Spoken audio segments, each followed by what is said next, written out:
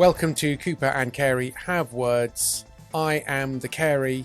I'm here in the UK, and over there in Florida is a fellow Brit who is making his way in Floridian life, married to an American, and that is why he resides in Florida. Barry Cooper. Hello to you, Barry. Hello, James. Lovely to see you. And what are we talking about on this particular episode? We do not waggle on the tee, as new listeners or viewers, if you're watching us on YouTube, will know. And we tend to talk about things from a Christian reform point of view, and hopefully in a way that some people find engaging. We from a are safe talking distance of 4,000 miles apart. That's the big thing. Yes, so there can be no fisticuffs. Not that there are any huge disagreements, although we probably differ on a few things like baptism and bishops. And arrested and developments. I say that as a recently re-elected member of the General Synod of the Church of England. Congratulations to you. High fives all round. Mm-hmm. We this week are talking about a deadly sin. We have covered other deadly sins in previous episodes. If you go grubbing around on our website, cooperandcary.com, and you can listen to that. You can get the last 30 episodes for free, and then join us on Patreon. You can get back catalogue access. We're talking about pride. What is the deadly sin of pride? How would you define it? Though, as I was thinking about it the other day, Barry, I was thinking, wow, this is such a big general sin, and yet it's different from the others. How would you define it? Augustine famously described. It's a bit awkward, isn't it, when you use that adverb, famously, because usually that's the precursor for somebody saying something that you go, oh, I didn't know that. And you think, was it famous? And now I feel like an idiot. Yeah, I feel really stupid. Anyway, let's just say that Augustine said that pride is the mother. Famous Augustine said. The famous Augustine famously said that pride is famously the mother of all sins. That was his line. The idea being that it sort of underlies everything else, and you could trace everything back to pride. I think there's something in that because, Genesis 3, maybe we'll get into a bit, lots of pridey stuff going in there. But what is pride? I mean, I'd be interested to get your definition on it. As I thought about it, my wild stab at this, it's what we do on this show. My wild stab at a definition on pride is... Well, wild stabbing isn't one of the other deadly sins, isn't it? Well, that'd be... number 8. Wild stabbing is something that you shouldn't do. That's our... No. You can take that to the bank. Frowned upon. Yeah. This doesn't constitute legal advice, but it wouldn't hurt you to follow that advice. I would say that it is... That pride is any failure to recognise our complete and utter dependence on God. I think that's pride. And I realise that's quite a broad definition, but I think that's where it starts. I think it's when we think that we're autonomous, self-sustaining, self-made people. I think that's the essence of pride. And usually, and just to say, if it wasn't already obvious, I think this is completely ubiquitous. I think everybody is basically proud.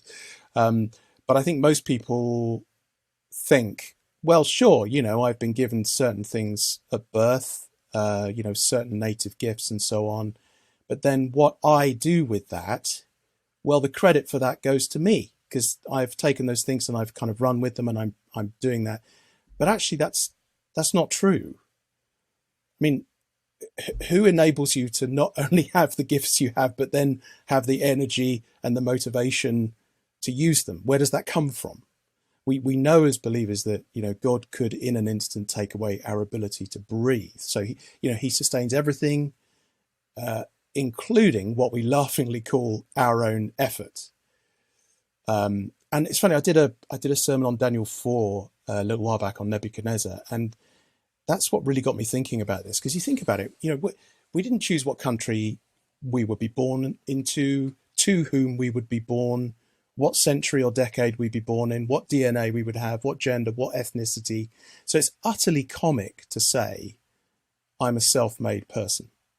It's just a completely ludicrous claim to make. And yet it feels so true, I think, instinctively to most of us. I was going through an airport in Detroit a while back, and there was a guy, like a super stacked bodybuilder kind of guy right in front of me. And he was wearing this T-shirt that said "Built, Not Born." And apparently that's like a brand. So, he's essentially saying, right, you see these muscles? Yeah, it's all me. This is all, I've made this. Nobody else did it for me. And you think, well, really? I mean, for a start, did you determine how tall you'd be? You didn't make yourself 5'7", did you? And sidebar, James, it's usually the shorter guys that are the bodybuilders, isn't it? It's as if making yourself wider is somehow going to make you look taller. But anyway, I digress. My point is, it's a fundamental presupposition that we have about ourselves, that we are self-made people, and we are wrong. And if we just accept that, we'd all be a lot less proud. We're going to get to Paul in 1 Corinthians later, but I think he realised that, I worked harder than all of you, but it wasn't me that was doing it. It was God's grace in me. So I think that's my stab at a very long, rambly definition of pride, which is a failure to recognise our complete dependence on God for everything. I don't know. What do you think? I think that's a pretty good opening salvo, really. I'm not sure I've got much to add. I think going back to Genesis, I think that's where Augustine is probably onto something. It does feel like this is the one sin that rules them all, isn't it? Yes. You could probably trace the other 6 deadly sins. Not that, just to say, we've said in other episodes, these are not biblical categories. It's not in the Bible that there are 7 types of sin. The Bible has loads more. The Bible really diagnoses sin in incredibly creative and detailed ways, and also has lots of working illustrations, both imaginary and true, yes, of all kinds of terrible things that we do to each other. But I think it is that fundamental lack of understanding about who you are and who God is.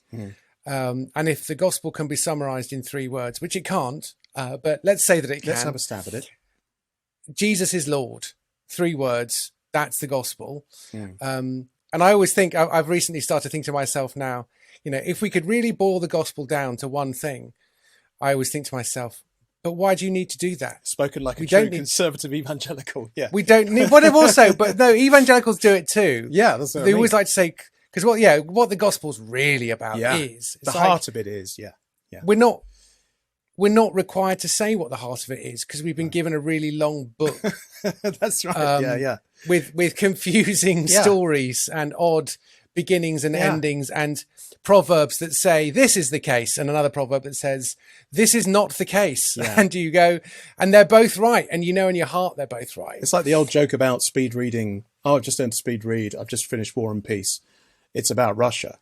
It's like no, it's a long book for a reason. It's about 1,000 pages long. But if Jesus is Lord, right, unhelpful distillation of gospel, then pride is basically saying, but I'm also kind of Lord. Or it's like Jesus isn't quite Lord, or Jesus is pleased to have me. And so at the heart of the rebellion of Adam and Eve is, what they're doing, if we go all James B. Jordan on this, which I'm not sure it's wise to go that Jordan this early, but let's try it. Cary's gone very early in this episode. Okay, let's see how he does. He's a big thing. He talks a lot about how we are the 4 faces, and you've got priests, you've got kings, and you've got prophets. And what we keep doing is reaching for the next thing ahead of time. So we would have been allowed to eat from the tree of the knowledge of good and evil once we had learned obedience, but we didn't want to wait. So we reached for knowledge of good and evil ahead of time. And we just sort of keep doing that, and you see how everyone's grasping for the next thing. Yes. And I think that comes from impatience, but that impatience comes from, I deserve to be on to the next phase, type. I need to go through to the next thing. I've got this sorted, Yeah. It's like, it's funny, isn't it? We tend to think of proud people as overachievers. They take pride in all the things they've achieved and all the gifts they have. But I think underachievers are just as vulnerable to pride, because both types of proud person, the essence of it is what you're saying. I'm owed something, respect or agreement or glory or success or approval or acceptance or whatever it is. So pride says, I deserve what I have, but pride also says, I deserve what I don't have. So I think that there's something in that. The other It's thing, status, isn't it? It's Yeah. it's status problems, isn't it? It's self-declaration. I mean, in a way, is this the besetting sin of the 21st century? I saw a tweet the other day. In fact, it was yesterday, and it was I can't remember exactly what it was, but it was someone saying, "Don't let anyone define who you are." Yes. Right. Which is like, Right. well, I mean, that's pretty fundamental, isn't it? Is that we are image bearers. We are, I am, but also I'm a dad. I'm a brother. I'm a son.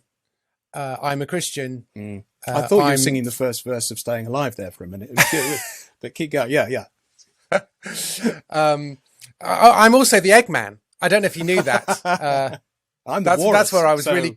Yes, exactly. Yeah. That's where I was really going with that. I mean, I've lost a lot of weight since then, but still got the beard. But yes, that's right. Yeah, it's your status is given to you, and this idea that we can essentially define ourselves strikes me as ultimate, fundamental, self-defining pride, doesn't it? Is that pride? Yes, I think you're right. I think it is. And also, I've never understood that. The idea of defining yourself. You define you, which is very much a sort of a Disney thing as well. And I've always thought... Oh, and also Bugsy Malone, obviously. I mean... I've not seen that. Those kids, where are they now? Because they could have been anything that they wanted to be. Right. Right. It's a good song, actually, isn't it? Is it? We could have been anything that we wanted to be. Do you remember that? Yeah, well, that's the problem, you see, is taking a life philosophy from, that film. Is that the one that, what's her name, got a big break in when she was a child actor? Jodie Foster, Jodie Foster, that's it. Anyway, yeah. Sidebar. I've never understood it. I'm just true to myself. Well, which self? Stop it. Yes, stop that. Stop being true to yourself. You're terrible. First of all, stop that. Secondly, which self are we talking about? I mean, the self is protean. That could be the word for the episode. Protean. Are we talking about the self, the one before I've had coffee or after? I mean, or the one tomorrow, yesterday? I don't know who I am. I change when I'm with different people. I don't know if it's just me, but I don't know what that means to be true to myself, other than if someone says to me, you just be true to yourself, that's like asking the dictionary to write itself or something. It just is. You need something outside yourself to do that. One other thing I wanted to talk about before we move on from sort of definitions is, I think there's another way to think of pride, and this is maybe a bit counterintuitive, is that pride is, I think, an overdeveloped consciousness of self. So if humility is self-forgetfulness, which I think it is, and hopefully we'll get to that, then pride, I think, is a sort of constant self-remembrance or self-consciousness.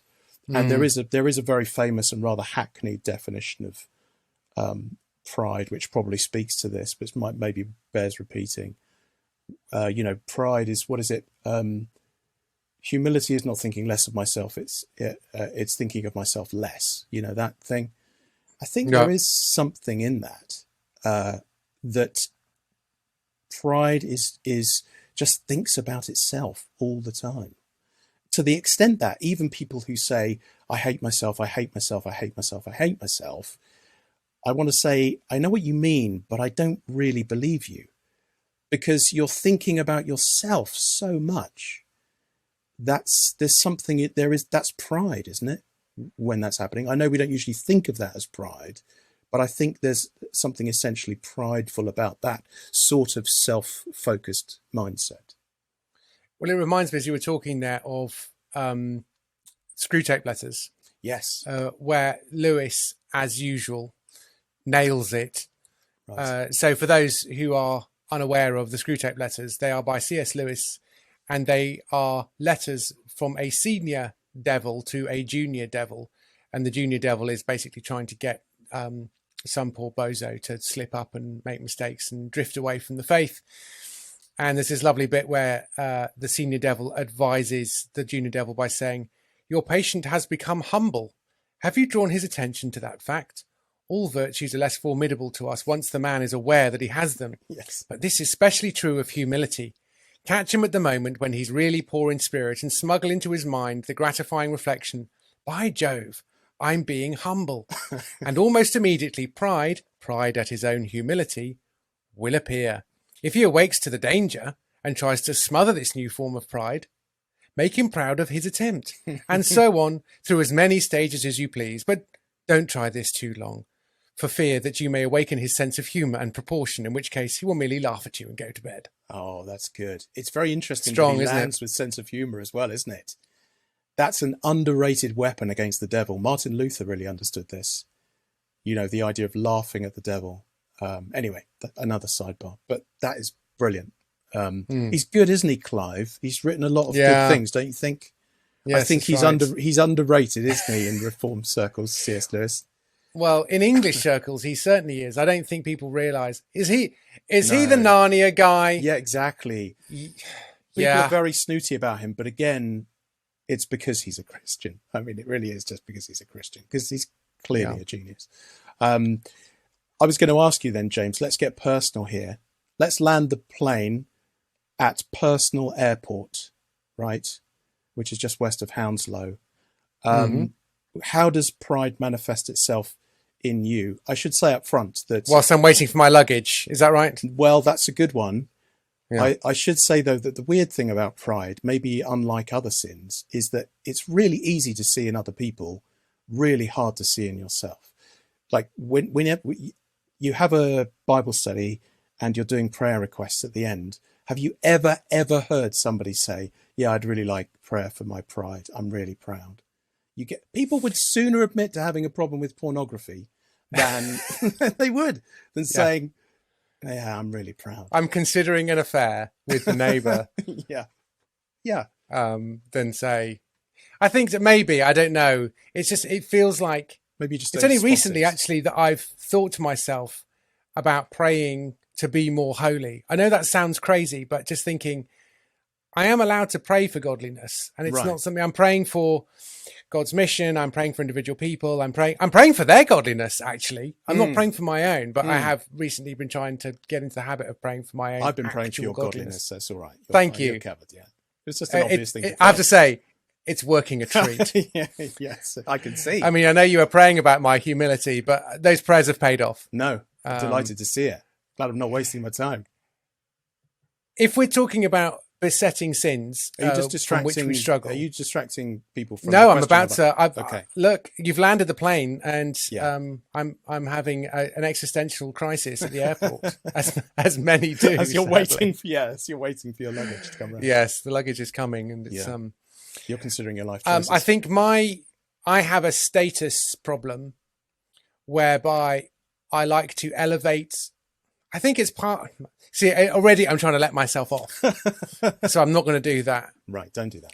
I'm always trying to make connections with people via other people, so that it's like, oh, I kind of already know you because we both know that person, or do you know this person or that person? Gotcha. So one of the ways I have, I'm not a perfectionist. I don't have pride in my work in that sense. So I don't tend to be, I'm a get it done person rather than the make it perfect person. So I think that's where a lot of writers in particular might struggle. But for me, it's more of am I seen to be successful? And do I know the right people? So for me, I might be in danger of being that hideous strength. I want to say Mark Studdock, who wants to be in the inner ring. Right. So there's that always that temptation to be in the inner ring. Yeah. No, South Circular. Yeah, of course. Wow, we're discussing roads in England, the Barry. Points. Yeah. We really should take this out of the audio version at least, even though it's frozen in time forever on the video. Yeah, I'm afraid so. Doesn't get any more middle class than that, does it? If you'd like a more edited version of this conversation, if you're watching the video, then do get our podcast, which is slightly more tightly edited. Yeah. I think that's where I particularly am conscious of my pride. Yes. And where I have to occasionally think, I was about to drop a name there to establish a link with someone. I tend not to do it just to show off, but I do tend to do it in a one-on-one situation for some reason. Interesting. How about you in the looking glass? Well, that's all the time we've got for the episode. I at times, and I feel like I'm getting myself off the hook a bit with those two words. But anyway, at times I can be hyper aware of how I think others are perceiving me. So at times in conversation with people, I have trouble really listening well because so many CPU cycles are devoted to, am I doing something weird with my mouth? Am I smiling enough? Does this person think I'm insightful? All of that. That's all pride. Oh, okay. Yeah, so that's all pride. Yeah, that's pride, mate. That's definitely pride, mate. Self-consciousness. It's horrible. And then here's another really weird one. When I was thinking about this, I noticed when I was at seminary, of all places, great to see that investment of time and money paid off, that I had a habit of spending far too long crafting email. This is where we get to the perfectionism thing, which, as you know, I'm much more prone to. Far too long crafting emails, of all things. And then, after I'd sent the emails, I'd go to my sent items folder and I'd read them again. And I'd reread them. And I thought it was, James has got a look on his face like, I'm trying not to freak out here, but I'm clearly having a conversation with a psychopath. Anyway, I thought it was simply taking pride reading in sent items. I think I was weird, with you it? with rewriting, crafting careful emails. I lost you. Going to sent items is Yeah. That's right. Yeah. It is really weird. And to what end were you reading that's sent? the thing. At the time, I wasn't questioning it. All I knew was that I was getting a little fillip of pleasure in doing so. And I don't know why. But as I think back on it, I think the reason I did it was because, again, it was the self-consciousness thing. I was spending far too much time reflecting on how impressed people might be with the way that I'd phrased things or the precision with which I'd express myself or whatever it is. So I was just having a lovely sort of warm bath in my own articulacy. It's horrible. I never get that about anything that I've written. But I think this is a genuine problem for people who would like to write. And regular listeners will know that we do like to bend towards the arts and encourage the arts, especially for Christians in the arts, because there's a culture war going on, and we surrendered about 200 years ago. So we're quite keen to reignite that fight and win. But I was listening to a podcast about writing the other day, and someone was asking about, I don't know how to write. I don't know what to write. And from the way that email was phrased, you could tell that this person was a perfectionist and this was stopping them from writing. And there's a point at which, but there are two possible things going on. One is that some people genuinely are perfectionists because they can't bear to let it go until it's perfect. But for some people, the reason for that is they can't let it go. It'll never be perfect, but this way no one will ever see it, so they're not going to look foolish. Yes.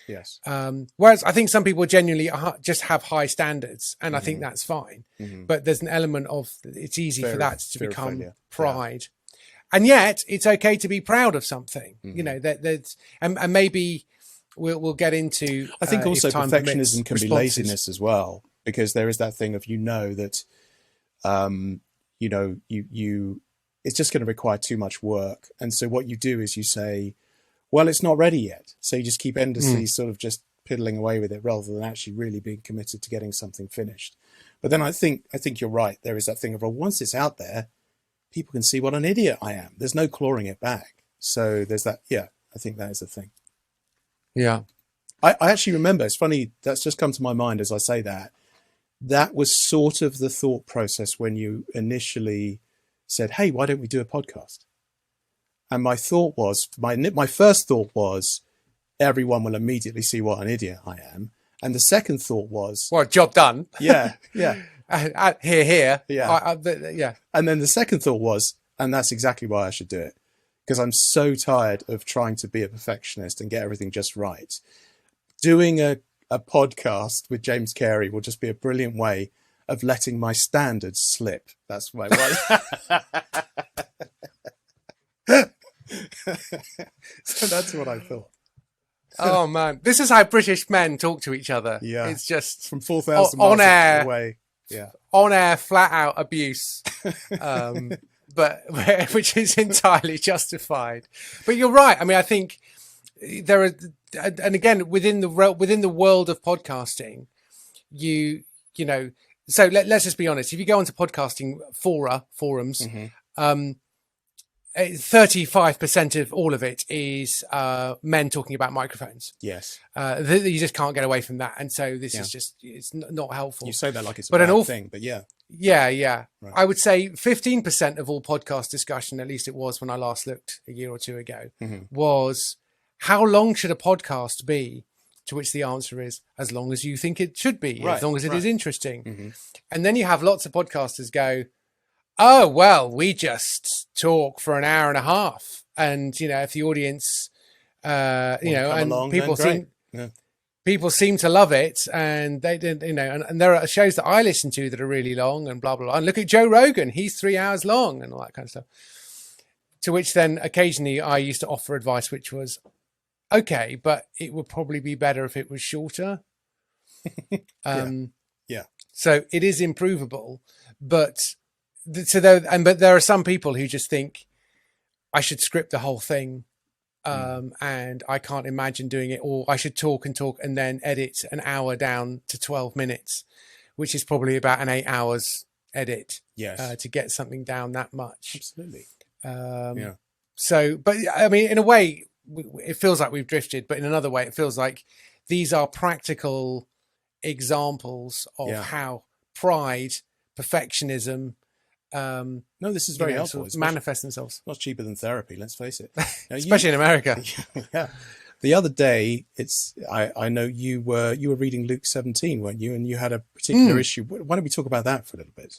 Yes, let's talk about Luke 17. In fact, if we pull it up, it was for a church, a house group Bible study thing. That's how it always starts. And as you read it, you think, wow, this kind of hurts. This doesn't seem right. And it seems like a real dent to any kind of human pride. And it comes from Jesus, but you do think, wow, does Jesus say stuff like this? It's Luke 17, and I'll just read 3 verses when he's talking to his disciples. And he says, suppose one of you has a servant ploughing or looking after the sheep. Will he say to the servant when he comes in from the field, come along now and sit down to eat? Won't he rather say, prepare my supper, get yourself ready, and wait on me while I eat and drink, and after that you may eat and drink? Will he thank the servant because he did what he was told to do? So you also, when you have done everything you were told to do, should say, we are unworthy servants. We have only done our duty. At this, he did drop the mic and walk off. Because you're listening to that and you're going, hang on, wait. Oh, I get it. Yeah, all the way through, I'm the guy with the servant with you. What? Hang on, I'm the servant in this story. No, that's. But also, you're thinking, what's wrong with this master? And Jesus is going to subvert this at some point, isn't he? Isn't he going to say the master should sit with his servant and they should break bread together? Or this isn't going right. They just chillax, break open a brewski and rap for a little while, like the good buddies they are. It's like, hang on, that's the relationship, is it, with Christ? Oh, yeah. Oh, does that jar with you? Yeah, we are. If Jesus is saying to me, as he is, my mindset needs to be, I'm an unworthy servant. Yeah, I don't think that a lot during any given day. Do you? It's not really my mindset, to be honest. It's amazing. I mean, yeah, it's just hard, and it really bothered me about why do I have such a problem with this, given that I'm kind of okay with divine status, and I believe in hashtag totes to Prav, which again we'll get to in a moment. And I think it's just the raw demonstration of order in this sort of little microcosm, and And we see the disciples doing this as well. They're arguing over status quite a lot. Yeah. I mean, the weird ending of John's gospel, where John and Peter are still bickering. Yeah. There's a bit in Mark and where Jesus has just given them a lecture about, you want to be great, you've got to be least. And then immediately after, is it James and John and Pete? I forget exactly, but they're arguing about who's going to be the greatest in the kingdom. Straight after that little teaching point, and then Jesus says to them, "What are you talking about?" They're like, "Nothing. We're just wondering what we're going to have for lunch. Nothing to see here." In heaven, and who sits where? Yeah. Amazing. No, it's amazing. So I just think it's the way it's demonstrated, and again, I suppose it goes back to the order that is established in Genesis, where we have God who makes man, and from the man he makes woman, and then he has put them in charge of the garden and the animals. Mm-hmm. And so you get the subversion of the order in which a man listens to his wife when it's a terrible idea and he should have intervened, and his wife has listened to an animal, to a serpent. So the whole creation order has been flipped pretty much on day one. And so what you're saying is knowing our place is really important, and we've sort of forgotten. I think so, because I think we just want to flatten out absolutely everything. Yeah, egalitarianism, is that again? I think that's partly right, and it's really struck me in the debates leading up to the General Synod, and I was happy to say in hustings and stuff that I hold a complementarian view, which is a very minority view within the Church of England now, which has women vicars and women bishops. And if you know, as I said in the hustings, if you have women vicars, you've got to have women bishops. It doesn't make any sense at all to have not one and not the other. But the argument against that was normally, well, look at this bishop or that bishop, she's really good. I know. Why are you saying that? You know, and this lady was our vicar and she did the job really well. Are you saying that a woman can't do the job? To which the answer is, well, no, it's not about. Yeah. It's not about the job. It's about the office. It's about the order. And the only example I could think of to push back against, and we couldn't get into it because you can't actually discuss anything in these forums. And you know, why should you? It's just a basis. You're not going to change anybody's mind in hustings. You know, that's Right. fine. Right. But it did strike me that one example would be to say to someone, why don't we just do church on Tuesdays? Because what's so special about a Tuesday? We could have hymns. We could have preaching on a Tuesday. You could get the day off work. Get cheaper tacos. There's nothing that happens in church on a Sunday that couldn't happen on a Tuesday. Tuesdays are fine. Yeah, but the creation order is that we go to have church on a Sunday. It was a Saturday. It was a Sabbath. It was moved to the Sunday because of Resurrection Day. Oh, so there is some order here. Right. Okay, that's interesting. So it applies with days of the week, but it doesn't apply with gender. Interesting.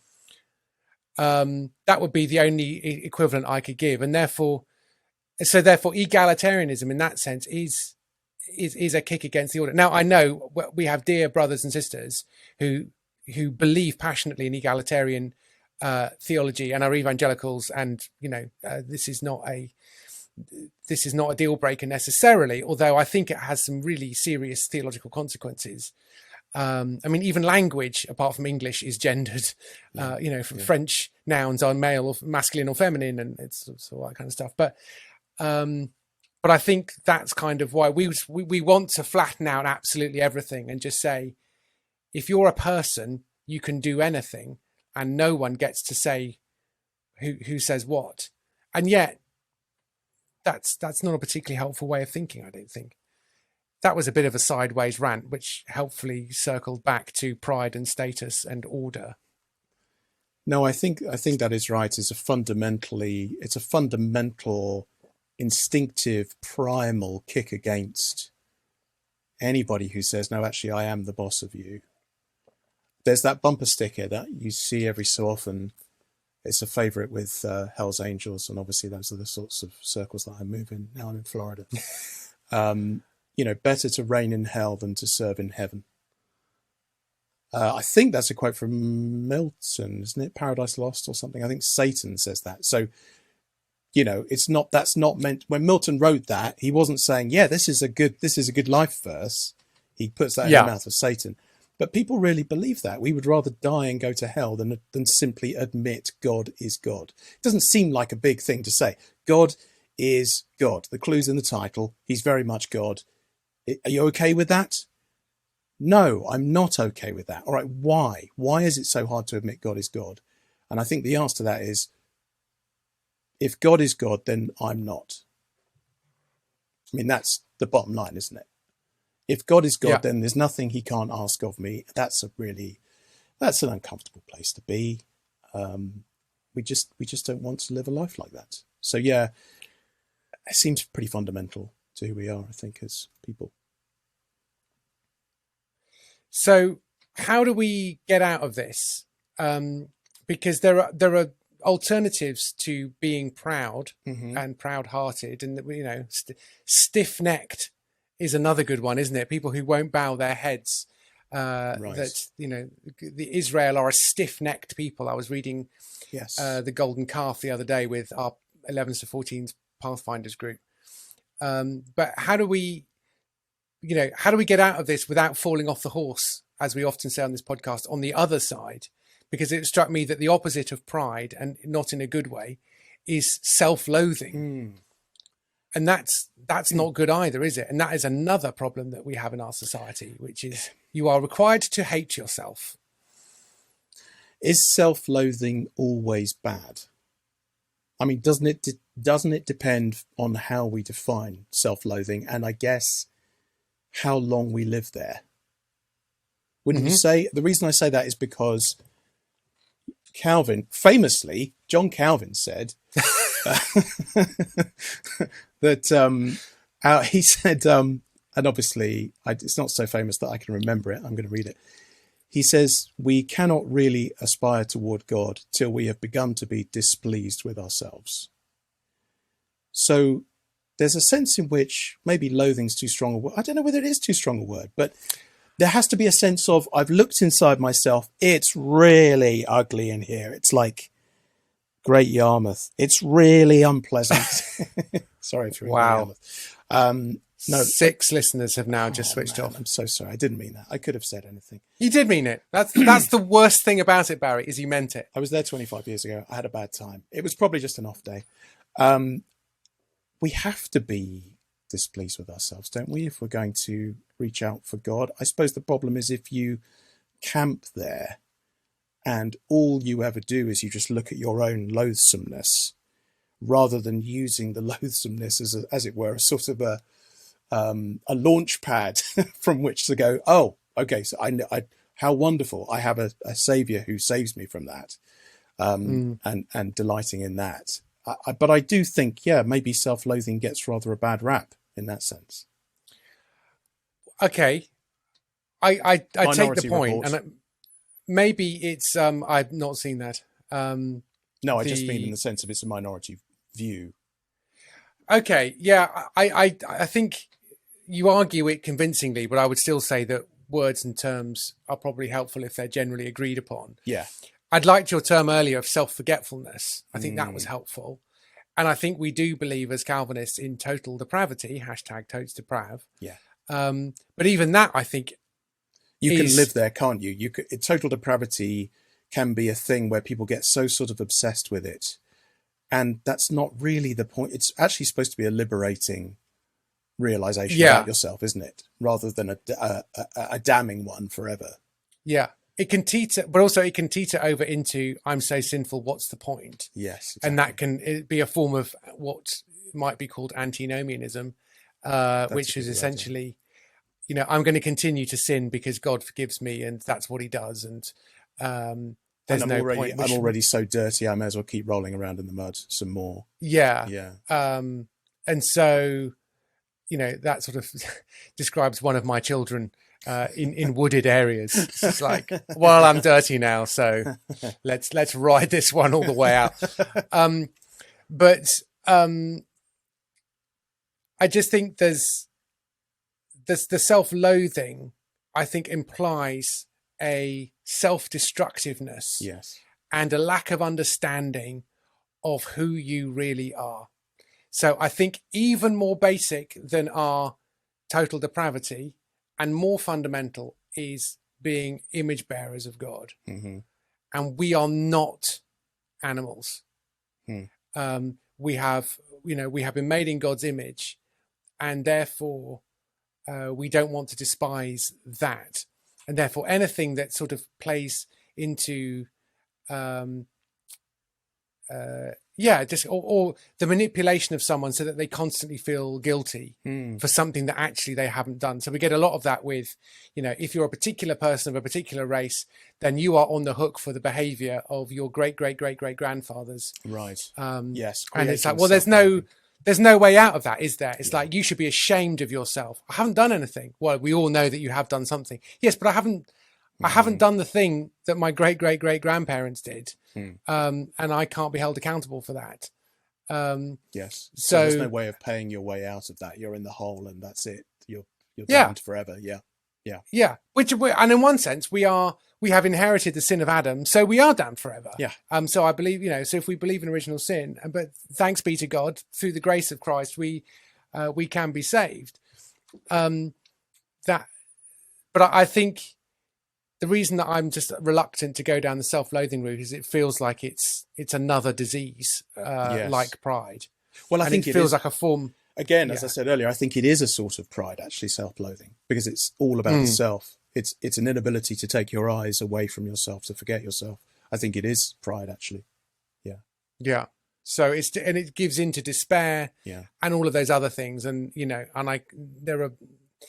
there are vaguely bearable passages in Pilgrim's Progress about some of these things, where James, they are. I was going to ask you, are there some positive examples of humility, and you can't say Jesus? It's tricky, isn't it? Because if we met someone who was truly humble, they wouldn't draw attention to themselves. Yeah. So they're often quite hard to spot, I think, the humble people. But maybe you have. Yeah. I don't know. I think an awful lot of pride goes on in the head, and we don't see that. Yeah. So when somebody is proud, I mean, an awful lot of sitcom characters, have pride issues. Yes. David Brent, yes. David Brent, Michael Scott, yes. as they call him in America. Mm-hmm. But sort of fundamentally, there is a lack of self-awareness in all sitcom characters, which is a form of pride. They just don't see it. Yeah. They don't see who they are. But yeah, I've now forgotten the question. Well, have you personally come across, we're landing the plane again at Positive Airport, which is just west of Hounslow. Have you met anybody? No, east of Hounslow. It's the other airport, isn't it? I was thinking of Heathrow, actually, but... Yeah, no, but I was thinking, so we were at Heathrow, aren't we now going to Gatwick? Fair enough. Let's go to Gatwick. I don't mind. Go to Luton if you like, or Stansted. No. But what I need to know from you, James, is have you met anybody in your everyday, your life in Yeovil, or maybe somewhere else you've been? Perhaps a General Synod. Maybe not. I don't know. Have you met someone where you thought, this person really is humble? I could really learn a few humbly things from this person. Yeah, I think lots of the Christians that I know, and I probably couldn't name names necessarily, but there are loads of people who I think really talented, really smart, really could would have great grounds to draw attention to their own virtues, and don't do that. So, are you fishing for compliments, Barry? Are you hoping that I'm going to say, well, there is one man with whom I do a podcast, and he's called Dave Cohen, and the podcast is called Sitcom Geeks. I'm a little disappointed it's taken you 5 minutes to reach that bit, but yeah, I got there in the end. Yeah, the plane landed. Thanks, man. I really appreciate But that. it is striking when you do meet people who are, especially older people, older saints. They really do show this because they got so much wisdom and experience, and they could be very, very told you so. Yes. In fact, there's an older brother at my church who's had a really significant ministry in some aspects of conservative evangelical world's stuff in the UK, and I really appreciate just having a little chat with him occasionally. And he answers the questions that I ask him, and he tends not to prompt questions because he knows that, it's just enough to answer my questions. He probably doesn't need to open extra lines of inquiry. So that's funny you should mention the older people. I was going to mention, so when I was at All Souls, I used to get a staff lunch, and quite often John Stott would be there.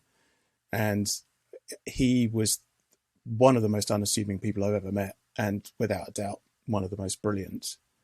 And I remember once he came over, he sat down next to me while we were having lunch, and I thought to myself, fantastic, I get to pick his brains about how to write brilliant books and how to preach a brilliant sermon.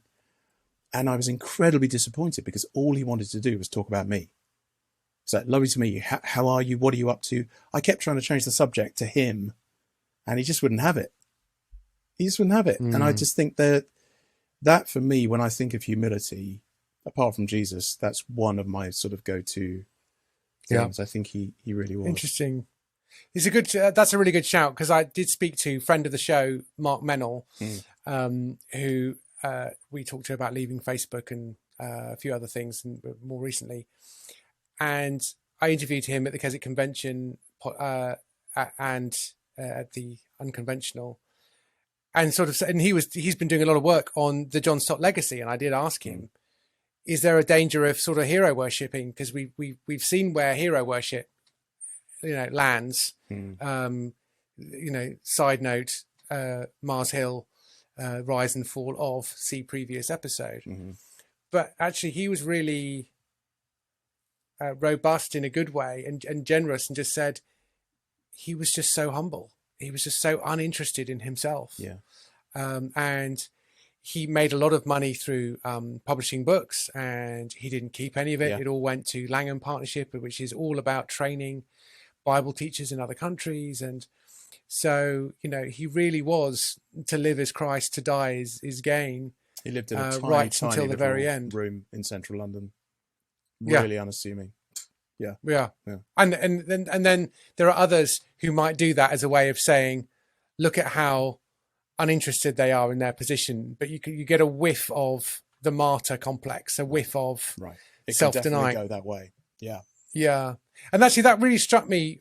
We chatted before we came on, because believe it or not, viewers and listeners, if you join us on Patreon, you can get more of this. And we were talking for a good length of time before we started recording for this main podcast about the Hillsong documentary, which is on the BBC iPlayer in the UK, a documentary about Hillsong. And the thing I think that really struck me, especially early on, was Brian Houston on stage talking about how they're trying to raise up people who will be people of influence. And it was all about status. And as the documentary unfolded, and I don't think personally the BBC are terribly reliable when it comes to reporting fairly on religion and religious causes. But it did chime with my experience of the Hillsong movement, is that there was an awful lot of emphasis on the pastor who was standing there charismatically in their skinny jeans and their extremely expensive sneakers. And it struck me that this felt like it was feeding pride and ego.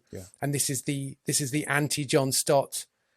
You could almost hear the poor guy turning in his grave as this documentary is being broadcast. The cry, really worrying. The cry for influence. You sent me a text that said you should check out this documentary, and I had just, when that text arrived, I'd just finished watching Terence Malick's A Hidden Life, and it was the most extraordinary relief, the striking relief between the two, because there's Houston banging on about the importance of getting influence, and of course it's gussied up as a spiritual thing. We get influence so that we can bring more glory to God, or whatever the rationale is. But then A Hidden Life is all about, the main thesis of that film seems to be, does it matter doing good things if they're completely invisible to the rest of the world? What's your motivation for doing so? Why should you, the basic story is this, there's a guy who's called up to Austrian called up to the Nazis army to go and fight for them, refuses to do it. Of course, inevitably gets arrested, and you can probably work out where it goes from there. It's the most extraordinary, brilliant film. And it's been living with me now for the last sort of 36 hours. I keep going back to that thought of, because for a while I've been getting a bit frustrated with certain aspects of work and so on, and thinking, I wonder if, that I feel like more stuff should be coming out. And I was worrying about how little was getting out there. And then I thought, well, that's really, even if you never do another thing and nobody ever hears of you, that is really completely irrelevant. It's not important. You can still be glorifying Christ. You can still be loving Christ. You can still be living a profoundly significant life, even if nobody knows who you are or anything you've done. And the delicious irony of the film, of course, is that now millions of people do know exactly what this guy has done. But even if that hadn't happened and Terrence Malick hadn't made that film, what he did mattered hugely. Christ sees it. So that was an amazing seeing those two things next to each other. If you would like to know more about Terrence Malick, we actually spoke to a fellow called Tom Price on episode 55, the episode entitled It's a Kind of Malick, which I think we were quite pleased with. Yeah. And we talk about his movie, The Tree of Life, a bit as well. And there was another one, I think, that we mentioned. And he gives us his top 5 films, which, according to Blurb, says he surprises us by not including any works by Chevy Chase. Because that's where we are. Anyway, that's if you're on Patreon, you can listen to that episode and go back and get hold of that. Can I just make a really trivial, superficial comment? Why not? That's all I've been doing so far. There's this funny, this is a translation thing that does make me laugh. We do occasionally talk about things in the Bible that make us laugh. And not in a negative way, right? But in a positive way. There's a whole thing about scoffers. Yeah. Get James's book. Scoffers comes up quite a bit in scripture. The scoffers, one of my favorite translations is, in the latter days, scoffers will come scoffing. It's not the best translation. Or the ESV says, in the last days, mockers shall come with mockery. Well, that's pretty much all they've got in their locker, isn't it? The mockers. I mean, they're the first people you call. Oh, does anyone know where I can get some mocking at short notice? Yeah, you should call the mockers, shouldn't you? Yeah. Though I am now slightly concerned that I'm scoffing at the translation and thus becoming a scoffer. And the Bible's not very optimistic about that. But I just thought I'd throw that in. We should. I told you it was superficial. Yeah, but we're glad you did. We're very glad you did. So I mean, the fact is, if you pray the Lord's Prayer every day, that's going to help, isn't it? In terms of solutions and remedies. Spiritual solutions. Yes. Give us this, give us this day our daily bread. Yeah. So dependence on God. Forgive us our sins as we forgive those who sin against us. Lead us not into temptation. I mean, that's covering quite a lot. But you're beginning by remembering who God is. Right. Our Father in heaven, hallowed be your name. Yeah. Your kingdom come. Your will be done. Yes. And on earth as is in heaven. And you're not getting any daily bread unless it comes from him. And I take it the daily bread is not just the literal mother's pride. It's everything, isn't it? The breath that you draw. So I think that has got to be a key thing. Like, if we are trying to find an antidote to pride, the first step is surely realizing how dependent we are and just enjoy that rather than resenting it or kicking against it. Like a weaned child, as it says in Psalm 131. One of our patrons, Josh sent that through to us, and I think that is an important place to go if we're talking about pride and how to fight it. And not also just looking at Jesus as being God incarnate and humbling himself to death, but death on the cross. Philippians 2, but for those in ministry in particular, managing churches and mega churches, and I have really big reservations about mega churches, not least because how big was Jesus's church? I mean, he was working with 12. Yeah. One of those didn't work out. And out of the 12, it was really kind of 3. Yeah. And yet we're pretty convinced that we can probably manage 3, 4, 500 in a church, and plenty of churches are function like 3, 4, 500. When we get to thousands and campuses and all that kind of stuff. I do really think with campuses, if multi-site was a good idea, either Jesus would have come at a time of video technology, or do you know what I mean? He would have come now. Yeah. Or video technology would have been invented in first century Palestine. You would, if multi-site is a good idea, because there you go, you've got Jesus. Doesn't get any better than just sort of beaming him everywhere. But no. But would they say, yeah, but he fed the 5,000. Clearly he spoke to big crowds. Right. But yeah, where were those crowds when they said, who should we release on this day of execution? Oh, the murderer. Oh, okay. Are you sure? Barabbas. Wasn't expecting that. Yeah. Yeah. I literally don't care who we execute, but even I am surprised by your choice. Yeah. So let me just check that I've heard you correctly. It's Barabbas you want. Barabbas. And actually, it's nothing personal to Barabbas. Just anyone other than Jesus. Yeah. Any murderer you've got, release them. Yeah. Brilliant. Yeah.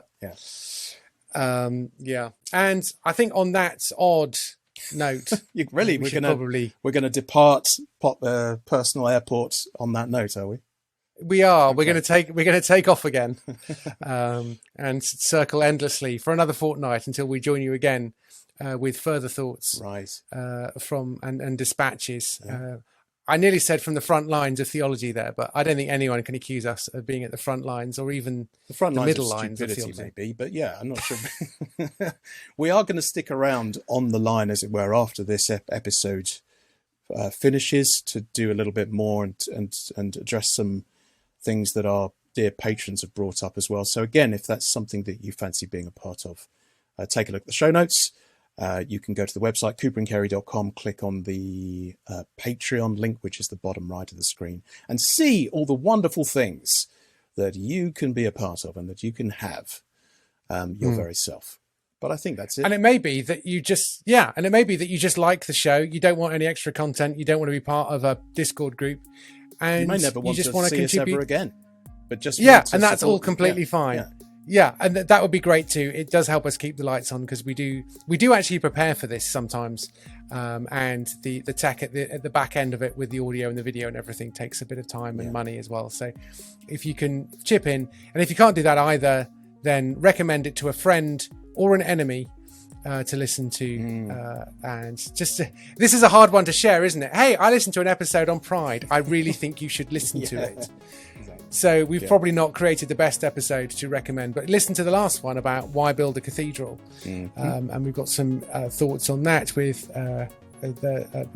Dr. Steve Jeffrey. Yeah. So get in touch with us if you will. Let us know what you think about all of this, or leave if you're watching on YouTube, leave us a comment. But otherwise, you can get us old style, cooperandcary@gmail.com. We're on Twitter, we're on Instagram, we are on Facebook, I believe, as well. So we're drawing the line at TikTok right now because neither of us are, 12-year-old girls who want to be spied upon by China. Yeah, or dancers. Yeah, or dancers. Yeah. So thanks for tuning in. Not yet, anyway. Yeah, never say never. Yeah, no. Cheers, then.